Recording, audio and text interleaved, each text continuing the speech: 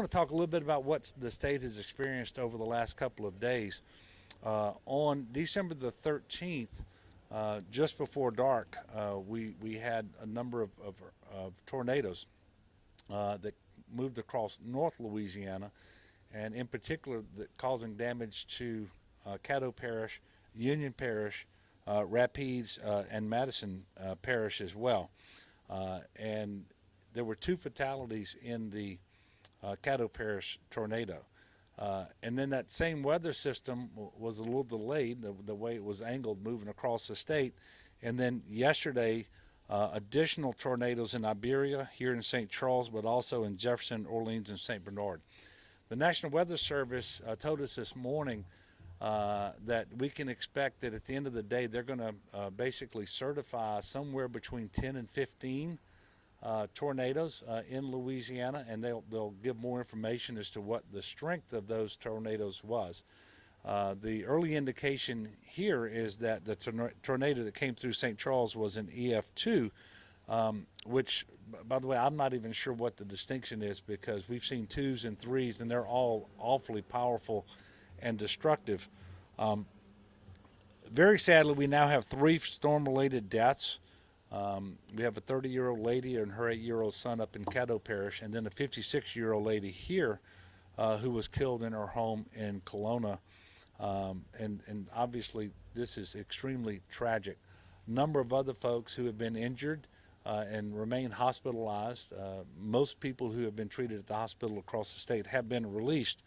And when I flew over Kelowna a short while ago, it was obvious to me and to all of us that had the tornado come through just another couple of hundred yards from where it did, the results would have been much, much worse. And then had it come through a couple hundred yards on the other side, then perhaps nothing. And that's the nature of a tornado. It's very different from a hurricane and other natural disasters because of the way that they move, and the band of destruction can, in most cases, is only a few hundred yards wide. So we can say that based on the level of destruction we've seen across the state, that we were blessed to not have more loss of life and more injuries than we had. But if you're in one of those families who 10 days before Christmas you just lost a loved one, or someone was hospitalized, or you just lost your home, then this weather event was as bad as it could get. And so I'm going to ask everyone to join me in lifting all these people up in prayer, but also doing everything that we can to quickly get their lives right side up, especially mindful that this has all happened 10 days before Christmas. And we have an awful lot of young people and older people as well who've been affected by this. I do want to take just a moment and thank all the first responders who did just tremendous work all across the state, particularly here in St. Charles Parish, where a shelter was actually opened ahead of the weather event itself. And several dozen people from St. Charles actually took advantage of that shelter ahead of the tornado. And then, of course, it was already open and operational to receive people in the immediate aftermath of the storm. But the search and rescue, and let me just tell you, there's never a good circumstance for search and rescue, but tornadoes are about the worst because you're not just searching a house that is intact. You're searching through debris, things that are unrecognizable, looking for our brothers and sisters and trying to get them to safety. So all of the law enforcement personnel, all of the fire department personnel, everybody who engaged in search and rescue. And I want to thank individuals, not necessarily public servants, but people who were right there being neighbors to one another, because we know that happened as well. So I want to thank, in addition to the folks here on the ground, the state partners, whether it's the state police, the fire marshal's office, the National Guard, which has deployed liaison officers around the state. Today I'm traveling with the Secretary of the Department of Transportation as well as the Secretary of the Department of Health as well. As I'm going to ask that people not go sightseeing. We all know that there were several homes destroyed in Monts, and there was a lot more destroyed in Kelowna. But it's not the right time to go sightseeing. There's still an awful lot of work that's happening. Debris is being removed from the property. There are lines, transmission lines that are down in terms of electricity, and new poles and new lines going up. Families are in that area trying to salvage what they can from their homes. And law enforcement, quite frankly, needs a break. So we're asking that people not go sightseeing. That's just going to add to the problems. I do want to mention very quickly generator safety for anybody out there who, for whatever reason, doesn't have power or is going to be using a generator. It is often the case that carbon monoxide kills more people after a storm than does the storm itself. So please use that generator safely. Make sure it's at least 20 feet from your home, that it's outside, well ventilated, and don't refuel a hot generator, and certainly don't refuel one that's running. Turn it off, let it cool off for about 20 minutes before you refuel. If you receive damage to your property, please report that damage to damage.la.gov. That's damage.la.gov. This is not an application for assistance, and I want to be very clear about something real for just a moment. I issued a state declaration. That means that state agencies, personnel, equipment, and resources of the state of Louisiana are going to be made available to respond to and recover from these tornadoes. We don't believe, as of right now, that we will meet the thresholds necessary to secure a federal declaration, and we don't believe that federal resources, including individual assistance, will be made available for this storm. We don't right now believe that public assistance will be made available, but we are going to be capturing all of the damage estimates, and if we are able to clear the thresholds that are required in order to get assistance, we're going to do that. But having said that, the state of Louisiana is going to do everything we can to partner with your local government here to speed assistance, whether it's debris removal, whether it is temporary housing, you name it, in order to get people right side up again just as quickly as possible. But I did want to say that so that we don't have people expecting some type of assistance or relief that's not going to come. But what we already have on the ground, Catholic Charities, the United Way, multiple faith-based organizations, churches, and so forth. And so there's an awful lot of relief that is already being provided to those people who've lost their homes. And I am very much appreciative of that. So I'm going to ask the parish president to come up and make some remarks, and then the sheriff, and then after that we'll take your questions. Thank you, Governor, and thanks for being here today. We had a very productive meeting on the logistics of this recovery, and today really starts the beginning of that recovery from these from the tornadoes that we saw, which devastated 2 areas of our parish yesterday. Parish officials, including government employees, sheriff's deputies, first responders, the fire service, they did a remarkable job. I am so incredibly proud as the parish president how we responded both proactively to this weather system and after the tornadoes touched down. So I just wanted to first say thank you to all of those agencies involved that were a part of that response. Some statistics: we had 55 total structures damaged, 45 in Kelowna, 9 in Monts, 24 we're considering major, which means the building or structure is compromised, 21 are uninhabitable. Our focus now is to ensure that our residents have exactly what they need for the cleanup process. We're prepared in doing the initial assessments for debris removal, but we also know our residents need time to go through their possessions and get their possessions in order.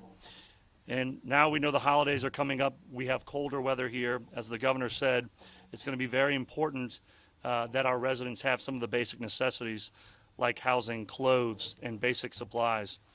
We're working with the Red Cross, the United Way, Catholic Charities, other local partnering agencies, faith-based groups to provide assistance for our residents in need. Residents who are in need, we are encouraging them to call the Emergency Operations Center here at 985-783-5050. Additionally, people who want to make a monetary donation, we're asking them to make a monetary donation through the United Way of St. Charles, and they can do that by visiting uwaysc.org/SCPT tornado. If you want to donate tangible items, we're accepting the following items: Walmart gift cards, blankets, throws, children's clothing and adult clothing of all sizes, specifically sweatshirts, sweatpants, socks, t-shirts, new undergarments, personal hygiene items, bottled water, and juice boxes. If you want to donate those items, you can drop them off on the West Bank at the Edward A. Dufresne Community Center, which is at 274 Judge Edward Dufresne Parkway in Luling, and on the East Bank at the Allen Arterberry Building, which is at 14565 River Road in New Sarpy.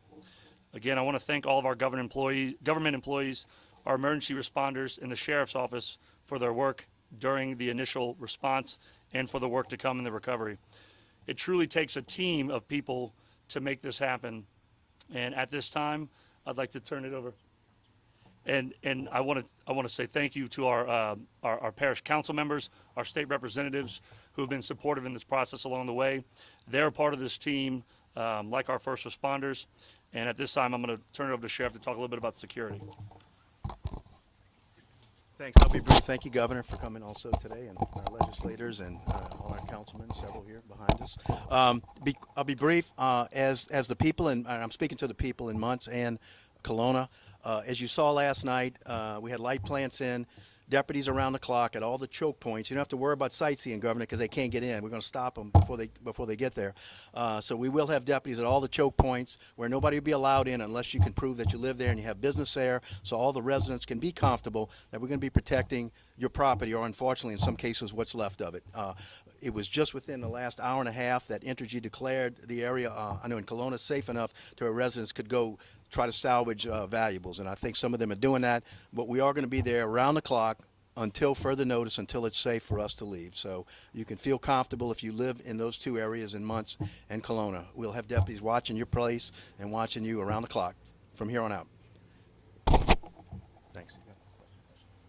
Okay, so in just a few minutes, I'll be taking my team from the state, and we're going to go to Gretna, where we'll be meeting with officials from Jefferson, Orleans, and St. Bernard parishes. And so we do have a schedule to keep, but we will take a few questions if you have them, and again, feel free to direct your question at any of the folks standing behind me. Do we know how many people were sent to the hospital and how many are still currently in the hospital, and if the death toll is expected to rise? Go ahead. Go ahead, Keith. Yeah, I think 6 or 8. Yeah, so we have 6 people that were transported to the hospital. We have one here in St. Charles Parish. We have one that is still here locally, being admitted to the hospital, and then one that was transported out to Oxford Main campus. None are, they're all in stable conditions at this moment. That's just for St. Charles Parish? Yep. The numbers you just gave, so 6 people injured, 1 in hospital locally in St. Charles Parish, 1 who was transported to Oxford. Correct. Were any of them children? One was a child, yes. That was the one that was transported to Oxford Main. There were 2 more kids that were treated and released. And then you said that right now they suspect it was an EF2 tornado that came through Kelowna? Yeah, that's what we've been told. Now that is preliminary. The National Weather Service, they send out teams to survey, and then they will give it an official category. But we've been told to expect this one to be an EF2. The Caddo Parish tornado was also an EF2, and the Union Parish tornado in Farmerville was an EF3. And the point I'm trying to make is that's almost a distinction without a difference, because the level of just sheer devastation that I've seen has been the same in all 3 of these parishes because of the tornadoes. Governor, I was going to ask that too. You've done so many flyovers after storm after storm. Yeah. What are you seeing today? Now you've gone through multiple parishes. What was that like? Yeah, well, look, it's tough, but not tough for me. Tough for the people who live there, people who've lost their homes, people who've lost a family member or sustained a serious injury. And we kind of were so thankful, and we should have been, that we had the best hurricane season in 31 years. The people here in St. Charles, they know how tough Hurricane Ida was last year, and that was the fifth hurricane in 2 years during the pandemic. And so we were all thankful that we had that great hurricane season, and then we turn around. I don't know if at any point in the past we've gone through what somewhere between 10, 15 tornadoes in a 24-hour period. But the people of Louisiana are tough and resilient, and we know how to be neighbors to one another when folks need help. And the faith-based community and our charity organizations are just tremendous. So I think that makes us all feel just a little more confident that we're going to meet the needs of the people of Louisiana. But the devastation has just been tremendous, and you almost feel like, unlike a flood or a hurricane where it comes across in the area of devastation and the impacted area is so huge, the destructive path of these tornadoes is in most cases a couple of 100 yards wide. And I can only imagine we've got people in Louisiana wondering today, why me? Because you go down the street and houses on one side of the street looks like absolutely nothing happened.